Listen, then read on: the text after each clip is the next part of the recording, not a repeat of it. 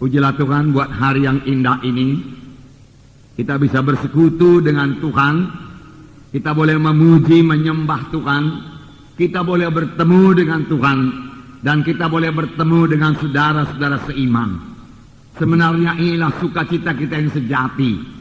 Yaitu kita bersekutu dengan Tuhan. Berjumpa dengan Tuhan. Tidak ada sukacita yang lebih besar lagi daripada bersekutu dengan Tuhan. Oleh sebab itu saudaraku, biarlah semua kita pada hari ini mengarahkan hati kita kepada Tuhan dan kita bersekutu dengan Tuhan. Roh Kudus ada di sini siap sedia menolong kita. Dari pihak Tuhan sendiri sangat suka bersekutu dengan anak-anaknya. Tuhan mau bertemu dengan saudara-saudara sekalian.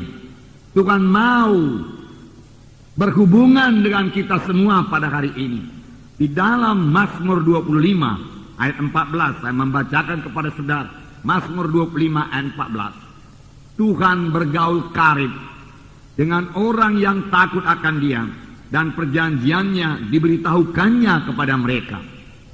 Nah, saudaraku, Tuhan sendiri rindu untuk bergaul karib, suka bergaul karib, bergaul intim dengan anak-anaknya yang takut akan Dia. Dia suka bergaul, dia suka berkata-kata dengan kita. Tuhan yang kita sembah, Tuhan itu Tuhan yang hidup. Yang mau berkata-kata dengan saudara, yang mau berkata-kata kepada saya. Dan Tuhan mau bergaul karib dengan kita. Dan memberitahukan jalan-jalannya, memberitahukan perjanjiannya. Jika kita mengenal jalan Tuhan dalam hidup kita. Inilah yang terutama, saudara. Bukan terutama berkat-berkat Tuhan saja yang kita inginkan.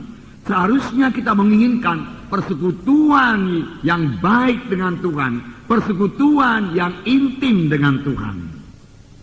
Dalam Wahyu 3 ayat 20, sering ayat ini kita dengar pada waktu memberitakan berita keselamatan, yaitu Tuhan Yesus mengetuk di muka pintu hati kita ini untuk menerima, untuk masuk dalam hati kita.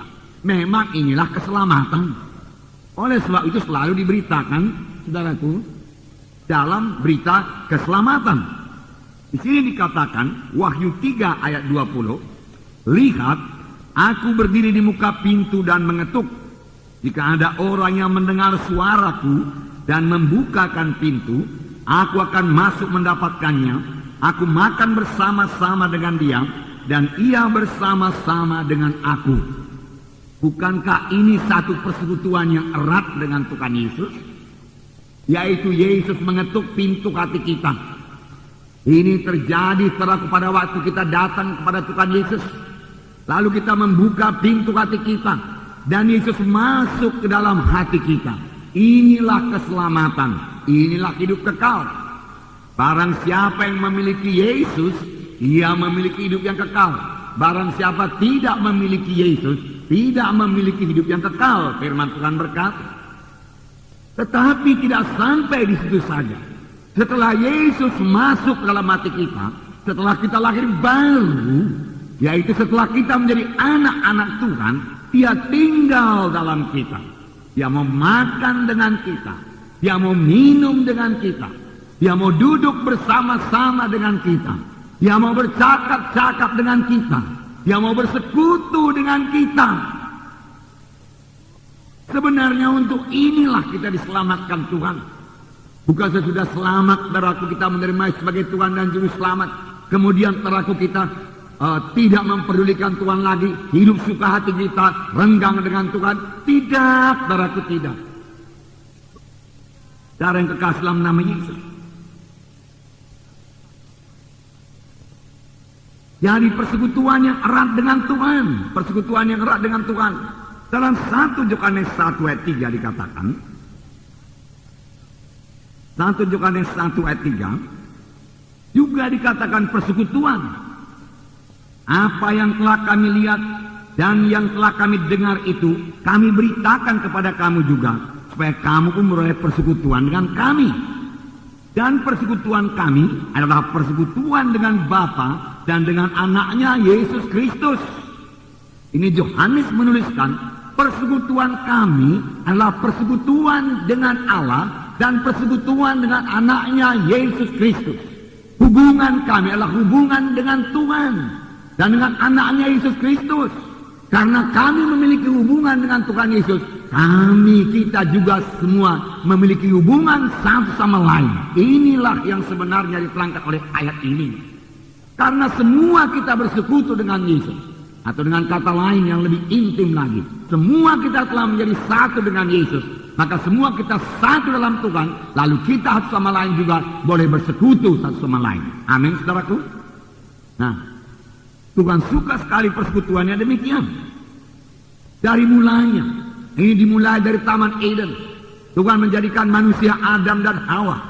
Setelah itu Tuhan datang ke dalam Taman Eden, mengunjungi Adam dan Hawa, berkata-kata dengan Adam dan Hawa.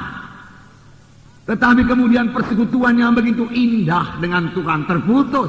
Karena apa? Karena dosa. Dosa memang memutuskan hubungan kita dengan Tuhan sampai sekarang. Sekarang juga setiap anak Tuhan yang berdosa, saudaraku, maka persekutuannya dengan Tuhan mulai terganggu. Hubungan yang manis dengan Tuhan mulai renggang dengan Tuhan. Darah anak Tuhan tersebut harus mengaku semua dosanya dan bertobat. Lalu Tuhan akan mengembalikan persekutuannya indah kepada anak Tuhan tersebut. Sesudah itu, marilah pelihara persekutuannya indah dengan Tuhan. Bahkan persekutuan ini bertambah hari bertambah dekat, bertambah hari bertambah intim. Karena bertambah kita bersekutu dengan Tuhan, bertambah kita mengenal Tuhan. Sebenarnya tanpa bersekutu dengan Tuhan, tanpa memiliki perhubungan yang erat dengan Tuhan, kita tidak akan pernah mengenal Tuhan. Kita mengenal dari jauh saja, luaran saja. Dan jangan lupa saudara-saudara kita ini mempelai Kristus. Bagaimana kalau seorang istri tidak mengenal suaminya? Bagaimana seorang suami tidak mengenal istrinya? Saudara, dia boleh jadi hanya mengetahui namanya, kedudukannya, rupanya, dan lain sebagainya. Tetapi tidak pernah mengetahui hatinya, kehendaknya. Dan itu hanya bisa diperoleh kalau ada persekutuan yang erat satu sama lain.